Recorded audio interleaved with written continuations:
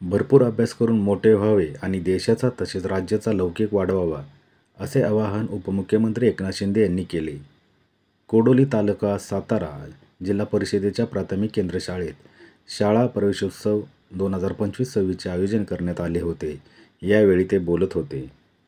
कार्यक्रमाच्या प्रारंभी माझी शाळा आदर्श शाळा उपक्रमाअंतर्गत उभारण्यात आलेल्या शाळेचेही उद्घाटन श्री शिंदे यांनी केले. यावेळी आमदार महेश शिंदे, मनोज घोरपडे आदी उपस्थित होते.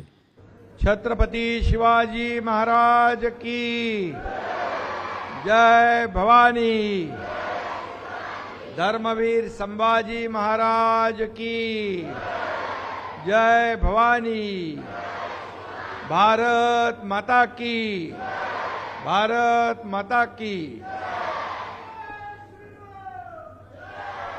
जय श्रीराम. शाळेचा पहिला दिवस या आगळ्या वेगळ्या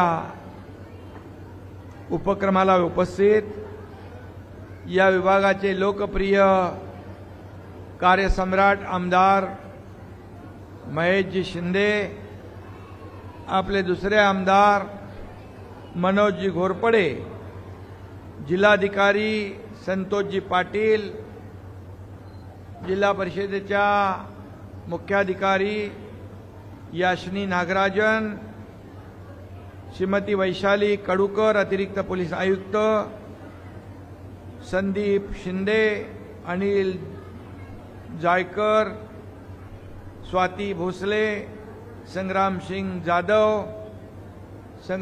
जाधव यांच्या आजोबाने ही जागा शाळेसाठी प्रदान केली होती त्यावेळेस. आणि खऱ्या अर्थाने विद्यार्थी घडवणाऱ्या शाळा आणि या विद्यार्थ्यांना आकार संस्कार देणारे शिक्षक यांना माझा नमस्कार. आणि उपस्थित पालक यांचं देखील मनापासून स्वागत करतो.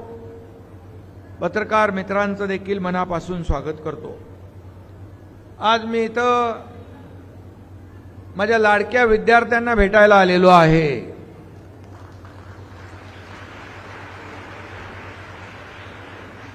विद्यार्थी खरोखरच आमचे लाडके आहेत. म्हणूनच आज संपूर्ण राज्यभर मुख्यमंत्री, उपमुख्यमंत्री, सगळे मंत्री, सारे खासदार, सारे आमदार, लोकप्रतिनिधी, जिल्हा प्रशासनातले अधिकारी वेगवेगळ्या शाळांमध्ये आज विद्यार्थ्यांचं स्वागत करायला उपस्थित आहेत. ही एक आगळी वेगळी घटना, आगळा वेगळा उपक्रम म्हटलं तर वावगं ठरणार नाही. कारण शिक्षण विभागाचे मंत्री दादाजी भुसे यांनी या विभागाचा कारभार हाती घेतल्यानंतर अनेक नवीन योजना या ठिकाणी सुरू केल्या. आणि म्हणून आज जिल्हा परिषदेच्या या कोडोली आपल्या आमदार आपल्या मतदारसंघातली शाळा आहे महेश शिंदेंच्या, आणि 1904ला या शाळेची स्थापना आहे. मी भाग्यवान आहे की एवढ्या म्हणजे स्वातंत्र्यपूर्व काळातल्या शाळेमध्ये येऊन विद्यार्थ्यांशी मी या ठिकाणी बोलतोय आणि संवाद साधतोय, याचा मला अभिमान आहे. मगाशी देखील मी पहिली, दुसरी, चौथी, तिसरी, पाचवीच्या मुलांशी संवाद साधला आणि मुलांनी देखील अगदी मन मोकळेपणाने संवाद साधण्याचा प्रयत्न केला. खरं म्हणजे हे विद्यार्थी जे आहेत तुम्ही, ही आपल्या देशाची खऱ्या अर्थाने संपत्ती आहे. आपण ॲसेट म्हणतो, खरं म्हणजे आपल्या देशाचं हे ऐश्वर्य आहे. ते जपलं पाहिजे.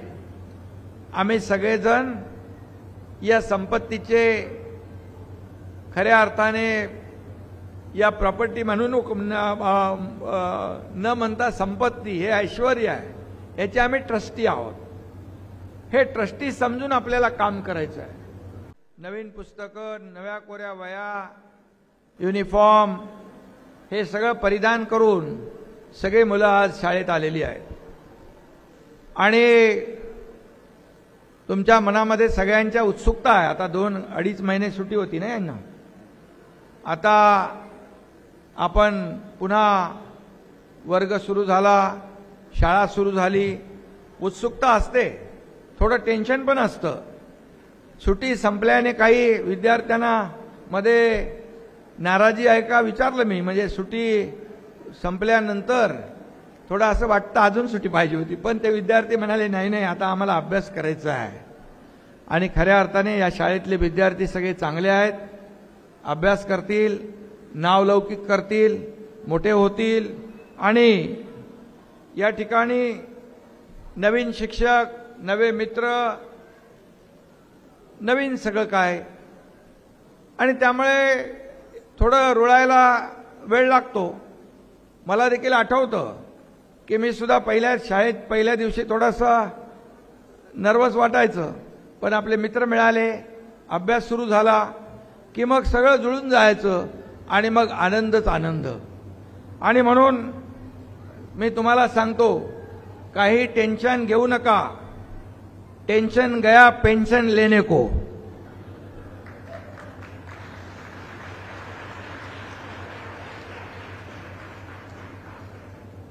आणि म्हणून टेन्शन घ्यायचंच नाही बिलकुल. आणि मगाशी देखील म्हणालो मी, शाळेमध्ये खेळायचं पण भरपूर आणि अभ्यासही भरपूर करायचा. शाळा आणि शिक्षण हे प्रत्येक विद्यार्थ्याचं एक प्रत्येकाच्या आयुष्यातला हळूवार असा इमोशनल कोपरा आहे. आणि म्हणून आयुष्याला कलाटणी देणारं हे विद्या मंदिर आहे, विद्यादानाचं हे पवित्र मंदिर आहे. आणि म्हणून शाळा फक्त विद्यार्थ्यांचं आयुष्य घडवत नाही, तर शाळा हे देशाचं भवितव्य देखील घडवतात. शिक्षक या देशाचं भवितव्य घडवतात. सुजाण नागरिक घडवण्याची जबाबदारी आपली आहे. आणि म्हणून आपण अनेक प्रयोग केले. मुख्यमंत्री माझी शाळा, सुंदर शाळा, आदर्श शाळा या अभियानातून देखील आपण शाळांमध्ये आमूलाग्र यापूर्वी बदल घडवून आणला. त्यावेळेस केसरकर होते. आणि तुम्हाला मी सांगतो मुलांनो, या आपल्या अभियानाचं, उपक्रमाचं गिनीज बुक ऑफ वर्ल्डने देखील नोंद घेतली. आणि त्यामुळे विद्यार्थ्यांना आणि शिक्षकांना देखील एक ऊर्जा आणि या ठिकाणी प्रेरणा देखील मिळाली. आणि म्हणून या ठिकाणी अनेक आपण आमूलाग्र बदल केलेले आहेत. आज स्मार्ट शाळा, मॉडेल स्कूल, आज मगाशी महेश शिंदे यांनी आठवण केली. अगोदरचे कलेक्टर दुडी होते, आता संतोषजी आहेत. आता आपल्याला या सगळ्या शाळा ज्या आहेत स्मार्ट शाळा करायच्या आहेत. आणि आपल्या जमान्याबरोबर या स्पर्धात्मक युगामध्ये आपल्याला आपल्या जिल्हा परिषदच्या शाळा, शासकीय शाळा ज्या आहेत याची पटसंख्या देखील वाढवायची आहे. मला अभिमान आहे, आनंद आहे की मला मगाशी कोणीतरी सांगितलं की खाजगी शाळेमधून सोडून जिल्हा परिषदेमध्ये शाळेमध्ये आलेले विद्यार्थी देखील मोठ्या प्रमाणावर आहेत. त्या पालकांना मी देखील धन्यवाद देतो. कारण बघा, असं लोकांना काही मानसिकता असते की मी मगाशी सांगितलं की मी स्वतः नगरपालिकेच्या शाळा क्रमांक 23 ठाण्यामध्ये शिकलो आणि या राज्याचा मुख्यमंत्री झालो. आता मी या राज्याचा उपमुख्यमंत्री आहे. काही मंत्री, काही मोठे नेते देखील सरकारी शाळेमध्ये शिकून मोठे झालेले आहेत. आपले डॉक्टर APJ अब्दुल कलाम राष्ट्रपती झाले, ते अशा सरकारी शाळेत शिकून मोठे झाले. आपल्या आताच्या राष्ट्रपती द्रौपदी मुर्मू मॅडम आदिवासी शाळेत शिकून या राष्ट्राच्या आपल्या देशाच्या राष्ट्रपती झाल्या आणि त्याचबरोबर आपले आदरणीय देशाचे यशस्वी कर्तबगार प्रधानमंत्री नरेंद्र मोदीजी देखील अशा छोट्या शाळेमधून अतिशय गरीब कुटुंबातून शिकले आणि या देशाचे प्रधानमंत्री झाले।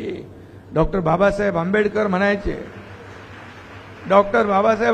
म्हणायचे शिक्षण हे वाघिणीचं दूध आहे आणि त्यांनी देखील म्हटलं शिका, संघर्ष करा, संघटित व्हा। आणि बाबासाहेब देखील अतिशय गरिबीतून कष्ट करून मोठे झाले। लंडनमध्ये पदवी घेणारे भारतातले ते पहिले महामानव ठरले। त्यांनी भारताची घटना लिहिली आणि त्या घटनेच्या आधारावर आपण या ठिकाणी आपल्या देशाचा कारभार हाकतोय। आणि म्हणून आपण कुठल्याही परिस्थितीमध्ये शाळा कुठली आहे, जिल्हा परिषदेची आहे, नगरपालिकेची आहे का आणखी सरकार शासकीय आहे, हा विचार न करता या शाळेमध्ये मी एवढा अभ्यास करेन की मी जी नावं घेतली त्याप्रमाणे या देशामध्ये मोठा नागरिक होईन। मोठं विविध क्षेत्रामध्ये कोणी डॉक्टर आहे, कोणी इंजिनियर आहे, कोणी वकील। मगाशी मला तिथं सांगितलं काय व्हायचंय तुम्हाला काय व्हायचंय मुलांनो, मला सांगा, एकाने सांगा काय व्हायचंय, मुलींनी सांगा, लाजू नका, बोला ना।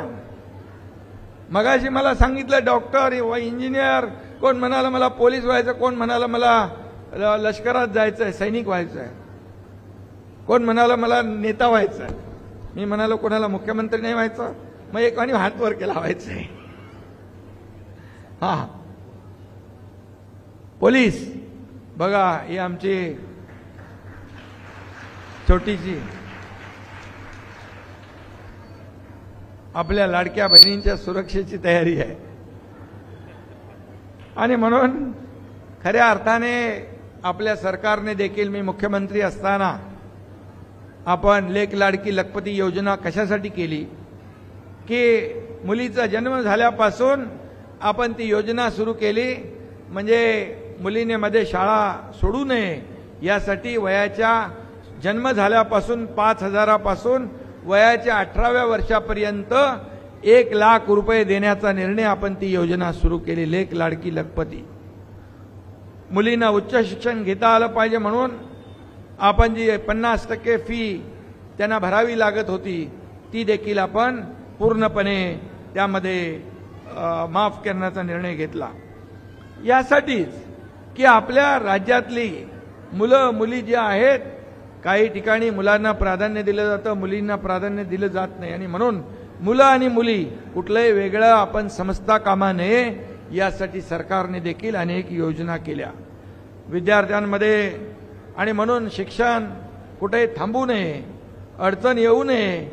एका मुलीने एका अर्धे पैसे पालकाला फी भरता येत नव्हती म्हणून आत्महत्या केली। मग आपलं सरकार कशाला? त्याच रात्री मी चंद्रकांत दादा पाटील उच्च शिक्षण मंत्र्यांना फोन करून ताबडतोब 50% जी फी भरायला लागत होती ती देखील आपण माफ केली, 100% फी केली उच्च शिक्षणाची। शेवटी सरकार हे सर्वसामान्यांचं आहे, गोरगरिबांचं आहे, शेतकऱ्यांचं, कष्टकऱ्यांचं, वारकऱ्यांचं आणि माझ्या विद्यार्थ्यांचं, शिक्षकांचं, सगळ्यांचं आहे। मी या ठिकाणी आपल्याला एकच सांगेन, मी नाशिकमध्ये जिल्हा परिषद शाळा हिवाळी गाव या ठिकाणी गेलो होतो। मगाशी मी तिथं सांगितलं त्या शाळेतली मुलं पाडे 1330 पर्यंत पाडे म्हणत होते, 1330 पाडे म्हणत होते आणि 2 हाताने लिहायचे, एका हाताने मराठी आणि दुसऱ्या हाताने इंग्रजी, अतिशय सुवाच्य अक्षरामध्ये। आणि आपल्या संविधानाच्या घटनेची कलमं जी आहेत ही त्यांच्या तोंडपाठ होती। आदिवासी शाळा नाशिकमध्ये त्र्यंबकेश्वरला, आणि तिथले शिक्षक केशव गावित यांनी पूर्णपणे त्या शाळेला वाहून घेतलं होतं.